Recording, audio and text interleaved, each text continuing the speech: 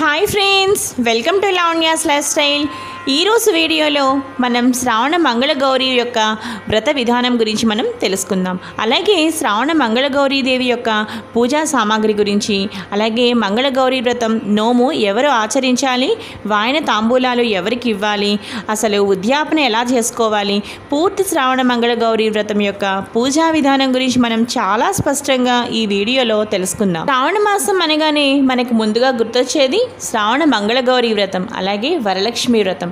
ఎంతో విశిష్టవంతమైన మహిమాన్వితమైన శ్రావణ మంగళగౌరి వ్రతం యొక్క పూజా సామాగ్రి గురించి మనం ఇప్పుడు తెలుసుకుందాం. శ్రావణ మంగళగౌరి వ్రత పూజా సామాగ్రి: పసుపు, కుంకుమ, పండ్లు, పూలు, తమలపాకులు, వక్కలు, అగరవత్తులు, కర్పూరం, గంధం, అక్షతలు, కొబ్బరికాయ, నేతి దీపము, అలాగే తోరములు, జ్యోతులు, కత్తి లేదా ఇనుపది కానీ లేదంటే మీరు తీసుకోవచ్చు, అట్ల కాడకడో తీసుకోవచ్చు.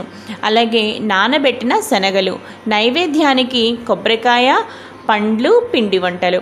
ఇంకా పూజకి సంబంధించినవి ఏంటి అంటే పసుపుతో చక్కగా వినాయకుడిని తయారు చేసి పెట్టుకోవాలి. అలాగే పసుపు గౌరిని కానీ లేదంటే గౌరీదేవి విగ్రహం అయినా సరే మీరు చక్కగా వెండిది కానీ మట్టిది కూడా మీరు ఇక్కడ ఉపయోగించవచ్చు.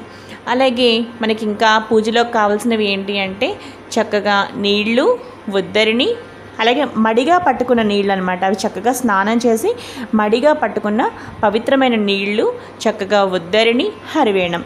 ఇవి మనకి కావాల్సిన వస్తువులు.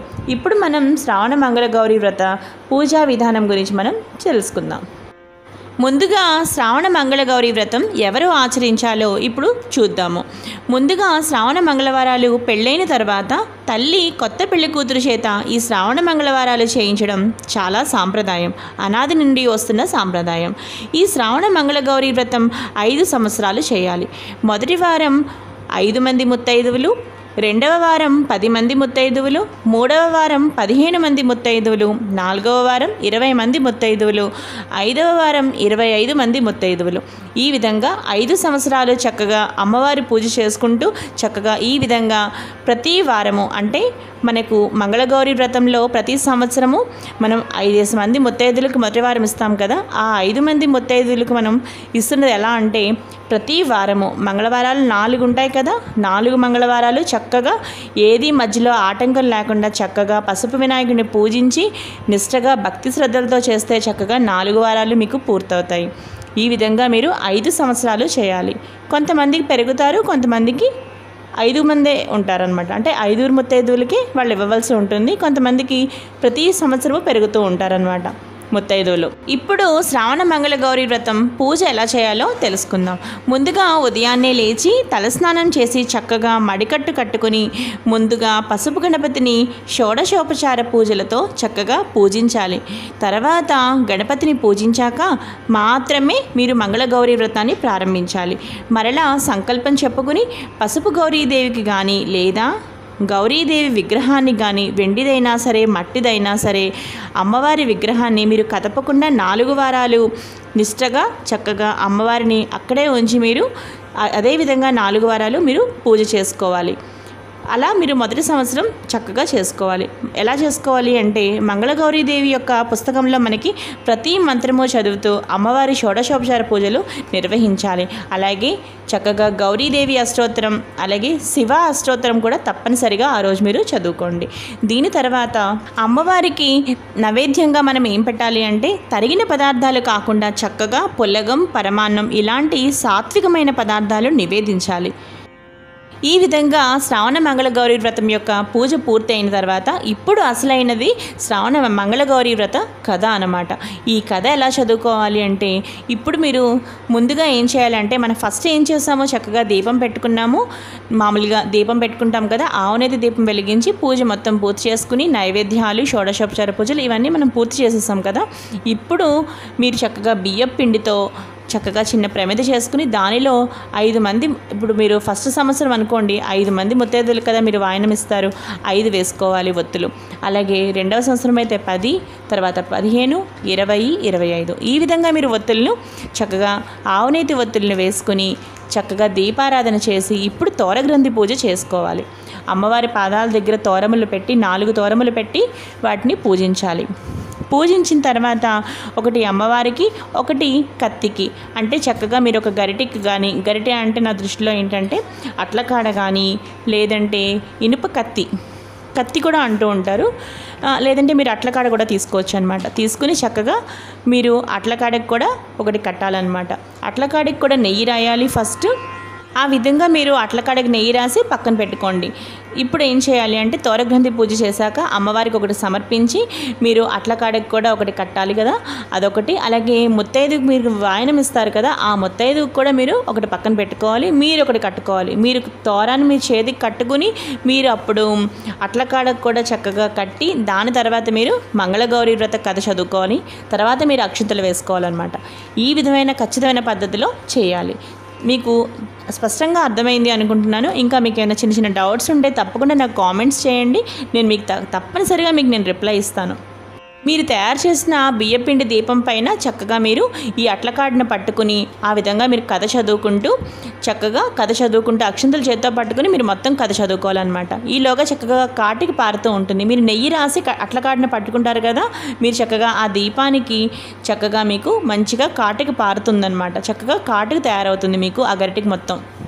ఆ తర్వాత ఆ అక్షింతలు చక్కగా కథ అయిపోయిన తర్వాత అక్షింతలు అమ్మవారి యందు వేసి మీ మీద కూడా మీరు వేసుకోవాలి. దాని తర్వాత ముత్తైదుల చేతికి మీరు అన్నీ కూడా ఈ అక్షింతలు మామూలు అక్షింతలు కూడా కొంచెం కలిపి పూజా అక్షింతల్లో అమ్మవారి చేత ప్రతి ఒక్కరికి వాయినాలు ఇస్తారు కదా, అప్పుడు ఆ ముత్తైదుల చేత మీరు ఆశీర్వాదాన్ని కూడా చక్కగా ఆ అక్షింతలు వాళ్ళకి ఇచ్చి అవి మీరు చక్కగా వాళ్ళకి దండం పెడతారు కదా. మీరు ఈ విధంగా మీరు అక్షింతలు చక్కగా మీరు వాయినాలు ఇస్తారు కదా, అప్పుడు వారి చేత మీరు చక్కగా ఈ ముత్తైదుల చేత మీరు ఈ విధంగా అక్షింతలు చక్కగా వేయించుకోండి. అలాగే ఇప్పుడు వాయన విధి విధానాల గురించి మనం ఇప్పుడు తెలుసుకుందాం. ముందుగా వాయన విధి విధానాల గురించి తెలుసుకోవాలంటే ఫస్ట్ మీరు గౌరీదేవికి ముందుగా బుట్టవాయనం ఇవ్వాలి. బుట్టవాయనం ముందు అమ్మవారికి నైవేద్యంగా పెట్టాలి. ఆ బుట్టవాయనంలో ఏమేమి ఉండాలో ఒకసారి నోట్ చేసుకోండి. శనగలు, అలాగే అరటిపళ్ళు, అంటే మీరు ఎంతమంది ముత్తైదులకు మీరు ఇవ్వాలనుకుంటున్నారో మొత్తం అన్ని శనగలు మొత్తం అన్నీ మీరు కలిపి ఒక బుట్టలో పెట్టుకోవాలన్నమాట. అన్నీ ముందు అమ్మవారికి నైవేద్యంగా పెట్టిన తర్వాత అప్పుడు ఆ ముత్తైదులందరికీ కూడా చక్కగా మీరు ఒక్కొక్కటి కూడా చక్కగా ప్యాకెట్స్ అరేంజ్ చేసుకుని చక్కగా మీరు శనగలు, అలాగే అరటిపళ్ళు, తాంబూలం, వక్క. తాంబూలంలో మీరు ఖచ్చితంగా ఉండాల్సినవి ఏంటంటే తమలపాకులు, వక్క ఖచ్చితంగా ఉండాలి. అలాగే శనగలు, అలాగే చలివిడి ఉండలు. ఎంతమంది ముత్తైదులు ఎన్ని సంవత్సరాలు అయితే అన్ని చలివిడి ఉండలు. ఈ విధంగా మీరు గౌరీదేవికి బుట్ట వాయనం ఇస్తారు కదా, అందులో మీరు తప్పనిసరిగా ఇవన్నీ తాంబూలాల్లో వాయనంలో ఉండేలా చూసుకోండి. అలాగే దానితో పాటు అట్లకాడ కూడా చక్కగా బుట్ట మీద పెట్టి మొత్తం అమ్మవారికి చక్కగా నైవేద్యంగా ఈ వాయనాన్ని మొత్తం ఈ తాంబూలాలు మీరు ఎంతమంది ముత్తైదులకు ఇస్తున్నారో మొత్తం అన్నీ కూడా మీరు అదే బుట్టలో పెట్టుకుని చక్కగా అవన్నీ కూడా అమ్మవారికి ఫస్ట్ బుట్ట వాయనం తొలి వాయనం ఇవ్వండి.